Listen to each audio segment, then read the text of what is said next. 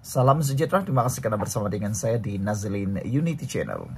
Dunia politik pagi ini digemparkan dengan berita yang cukup mengejutkan kita. Tular di media sosial berkaitan dengan tahap kesehatan Muhyiddin yang terkini.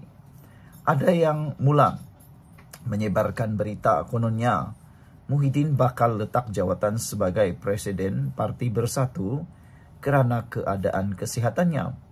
Namun demikian, jawaban daripada Azmin Ali menjawab kepada persoalan tersebut. Sebelum kita teruskan ulasan kali ini, jangan lupa tinggalkan komen Anda. Adakah Anda rasa sudah tiba waktunya Muhyiddin melepaskan jawatan sebagai Presiden Bersatu dan menyerahkan kepada ahli yang baru?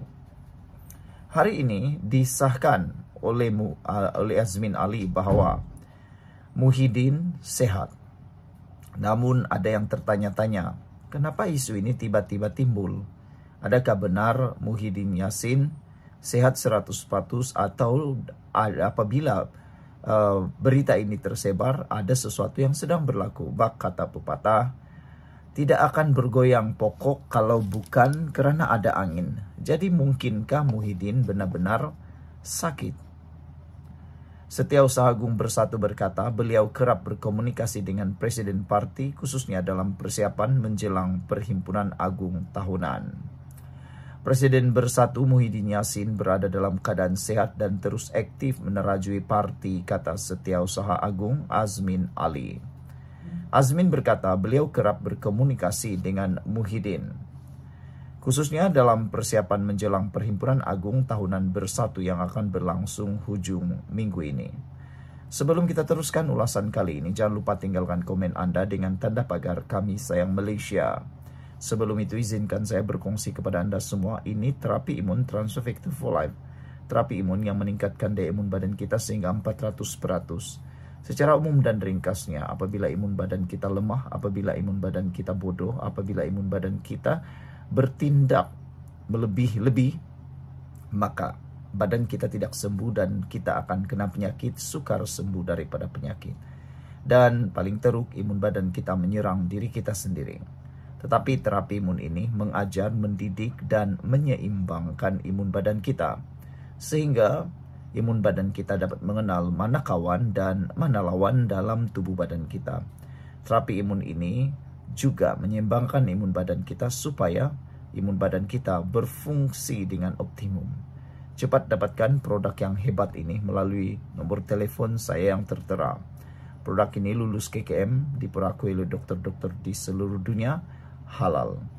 Mungkin selama ini Anda berdoa untuk pemulihan dan penyembuhan penyakit Anda, tapi mungkin ini adalah jawaban kepada doa Anda selama ini. Saudara-saudara sekalian, Azmin Ali juga mengulas menyangkal dakwaan oleh bekas Setiausaha Bersatu Selangor, Hasni Zam Adham di Facebook minggu lalu menyatakan Muhyiddin dilaporkan dimasukkan ke hospital disebabkan masalah kesehatan. Azmin juga berkata dalam tempoh 6 bulan kebelakangan ini, Muhyiddin mengadakan siri jelajah ke seluruh negara, bertemu ahli pada peringkat negeri serta bahagian sebagai gerak kerja parti bagi menghadapi PRU 16. Kesehatan Presiden baik, beliau cukup bertenaga, malah beliau kini sedang menyiapkan ucapan dasar yang komprehensif untuk Perhimpunan Agung Tahunan, kata Azmin Ali. Jadi tidak timbul masalah kesehatan beliau. Saya kira beliau bersedia untuk terus memimpin parti lebih aktif, katanya.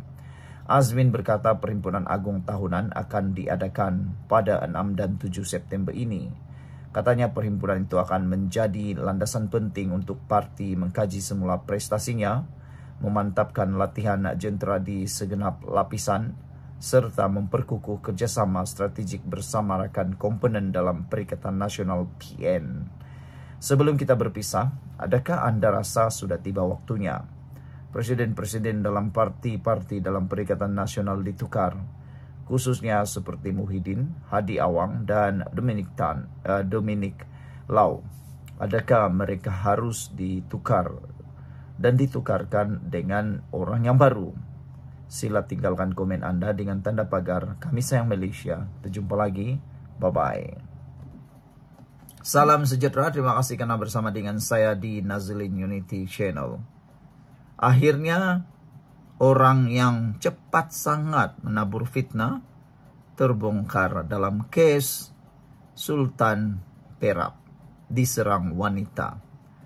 Wanita itu sudah disahkan seorang yang berbangsa bukan Cina. Dan yang pentingnya lagi ialah penyerang itu juga sudah penerimaan 3 hari. Tapi yang ramai tidak puas hati ialah tindakan tidak bertanggung jawab Adun Manjoy, Hafiz Sabri yang menyebarkan berita palsu dan perkauman berkaitan cubaan menghampiri Sultan Perak, Sultan Nazrin Shah, ketika sambutan hari kemerdekaan telah dikecam oleh pemuda amanah. Pemuda amanah Perak kecam kenyataan perkauman, minta polis siasatan tegas. Ini betul-betul harus dilaksanakan segeralah kan. Kalau dibiarkan, saya rasa akan menimbulkan lebih banyak kerusakan kepada negara ini. Terutamanya membabitkan bangsa dan kaum di Malaysia. Cepat terlampau membuat kesimpulan boleh merosakkan negara ini. Dan yang paling teruk sekali ialah dia hantar, dia padam. Tapi percayakah Anda bahwa hantaran itu telah dibaca lebih daripada 1.000 orang dan maci-maci, paci-paci yang selama ini dah terbiasa dengan hasutan, terbiasa dengan pembohongan, akan cepat percaya. Mereka tidak dapat lagi dibasuh pemikiran mereka. Sekali mereka baca, mereka akan terus percaya. Macam mana nak bersihkan lagi, kita pun tak tahu. Akhirnya, yang rugi kita sendiri. Tapi orang yang menyebarkan itu pula gembira ketawa-ketawa. Jadi tepatlah polis perlu membuat siasatan tegas dan tindakan yang tegas, terutamanya kepada orang yang cepat sangat membuat hantaran jelek seperti ini. Kata pemuda amanah, tanpa sebarang semakan atau tanggung jawab, beliau telah membuat kenyataan berbau perkauman dengan menuduh wanita terbabit berbangsa Cina. Sedangkan laporan rasmi pihak berkuasa menunjukkan wanita tersebut ialah warga negara berbangsa Melayu yang mengalami masalah mental dan memiliki rekod rawatan pakar. Sebelum kita teruskan ulasan ini, jangan lupa tinggalkan komen Anda dengan tanda pagar Kami Sayang Malaysia.